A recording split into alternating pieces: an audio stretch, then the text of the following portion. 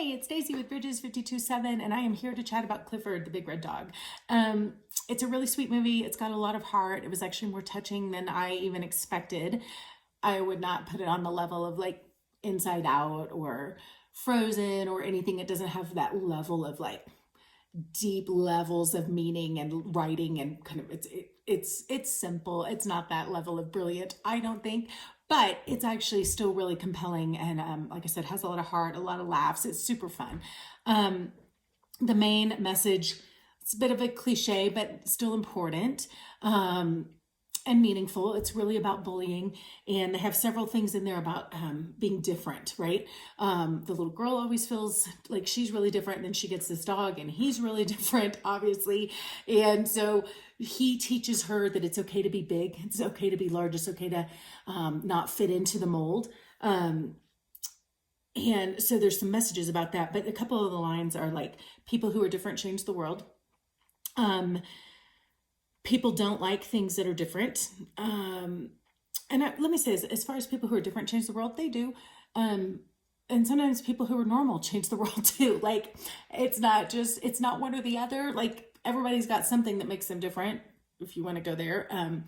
But I think sometimes we can so celebrate certain things before we don't honor all the sides, right? So you don't have to be different to make a difference in the world.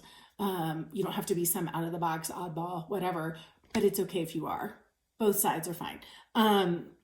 People don't like things that are different.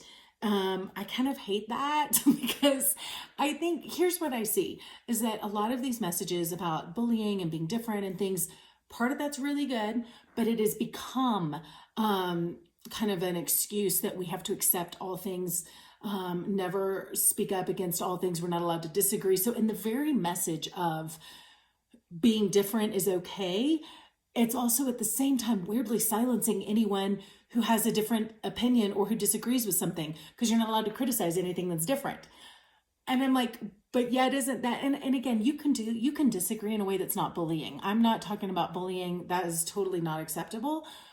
But I think we have lost the ability to disagree with things because we have to be nice. And so we can't say that something's not okay with us, because that's not being accepting, and that's suddenly being bullying. When sometimes it's just saying, I don't agree. And I'm not bullying you, but I'm going to stand my ground and say that I don't agree with that either. So it's okay to do that if you're standing up for the oddball, but not if you're saying you don't agree with the oddball. So like, it's kind of a double-edged sword. And that's some of my issue with some of these like cliche kind of messages, is how they're getting twisted to certain agendas that I think the message itself should be good, but then it gets maybe taken too far or misapplied in some ways. There's another line in here that says, just because you're different doesn't mean it's okay to get teased or be teased or bullied. 100%. Like, we don't make fun. We need to always honor and love and find the good in people, but that doesn't mean we have to agree with everything they do. And again, that's where I think so often this message gets taken too far and applied to situations that I don't agree with.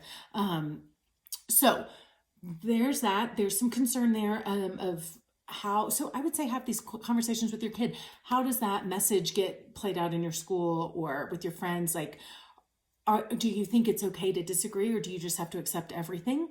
Can you love someone and not accept some of their behavior? Like, how does that play out? How do you stand your ground but also be loving all at the same time?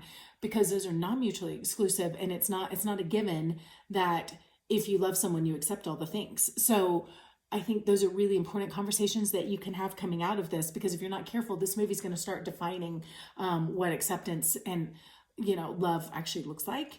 And you might want to have a say in that. So on the other hand, the thing that kind of stood out for me as far as a Christian message that I really thought was cool was, so they started out the movie talking about how magic is all around us if you just know where to look.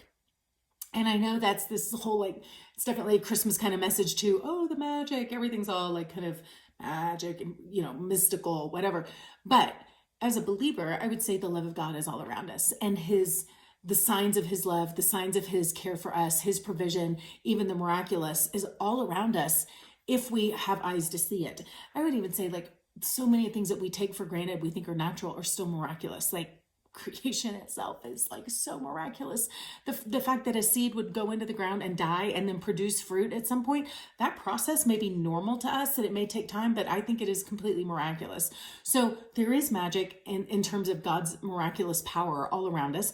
There are signs of his love, signs of his goodness all around us, but we have to have eyes to look. And so when you're not looking for those things, you don't see them. But as we turn our mind and our hearts and our eyes to look and to see the goodness of God, suddenly signs of it start coming up everywhere. And that's what happens in the movie. She wishes for something. She's looking for magic. She's looking for solutions. And suddenly this magical kind of God figure man hears her wishes and her prayers, and then the magic starts to happen and things in her life start to change, and she begins to see like this magic playing out. But I would say she's beginning to see, you know, as a believer, she's beginning to see, because she's having eyes for it, the goodness of God in her life as he's beginning to work things out in answer to her prayers. So for me, that was kind of my takeaway that I thought was super cool. Anyways, lots of other things, of course, you can look for and find, but this hopefully gets you started just a little bit. All right, thanks.